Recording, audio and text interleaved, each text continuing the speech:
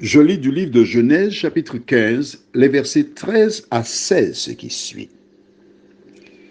Et l'Éternel dit à Abraham, sache que tes descendants seront étrangers dans un pays qui ne sera point à eux. Ils y seront asservis et on les opprimera pendant 400 ans. Mais je jugerai la nation à laquelle ils seront asservis et ils sortiront ensuite avec de grandes richesses. 3. Tu iras en paix vers tes pères. Tu seras enterré après une heureuse vieillesse. À la 4e génération, ils reviendront ici, car l'iniquité des Amoréens n'est pas encore à son comble. Prions.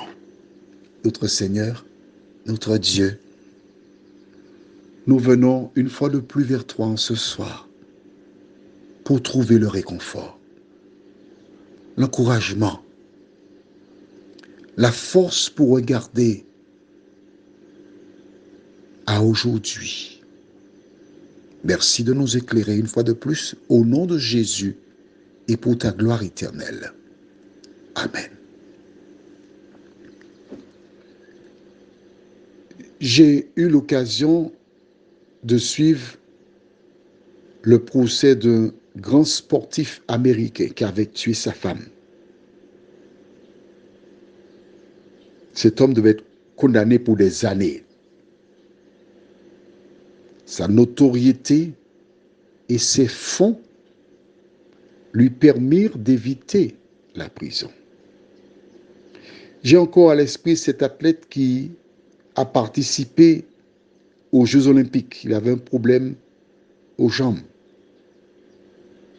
Il a tué sa petite amie. Sa notoriété, une fois de plus, l'argent.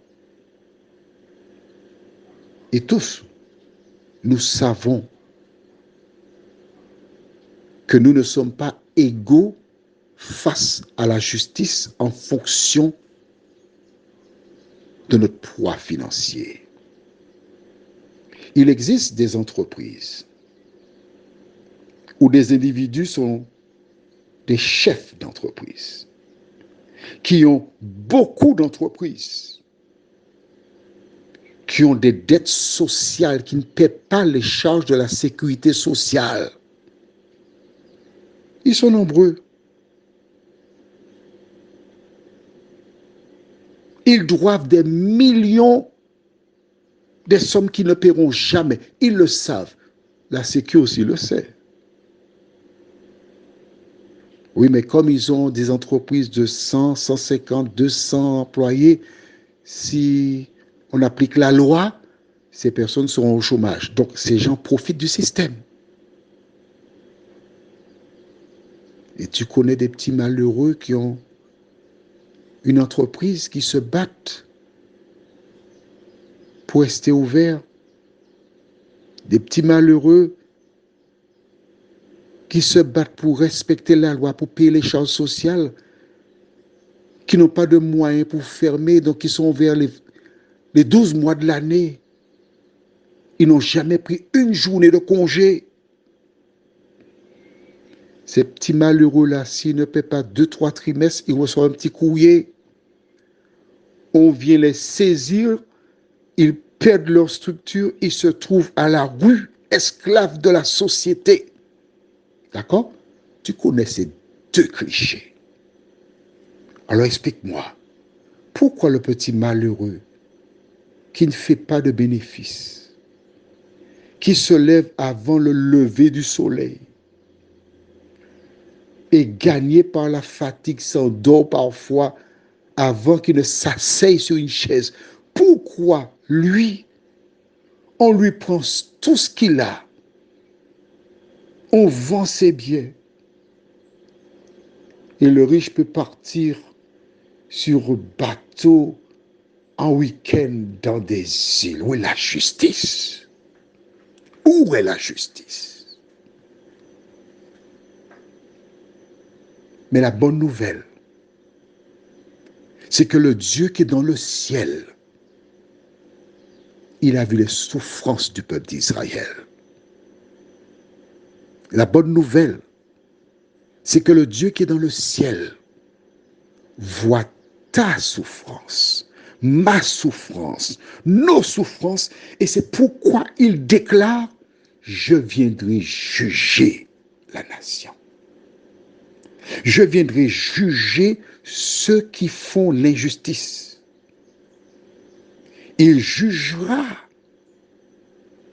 Pharaon, qui représente le diable. Il le mettra hors d'état de nuire.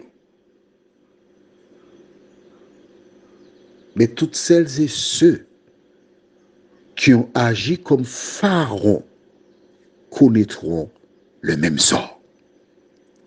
La question que je désire te poser est la suivante. Lorsque l'Éternel visitera son peuple, dans quel temps? Je ne sais pas. Mais dans quel camp seras-tu? C'est ma question pour toi ce soir. Si le Christ revient maintenant, feras-tu partie des opprimés ou des esclavagistes? Prions. Notre Dieu, notre Père, nous te bénissons pour l'histoire du peuple d'Israël, qui illustre de fort belle manière l'histoire de la race humaine.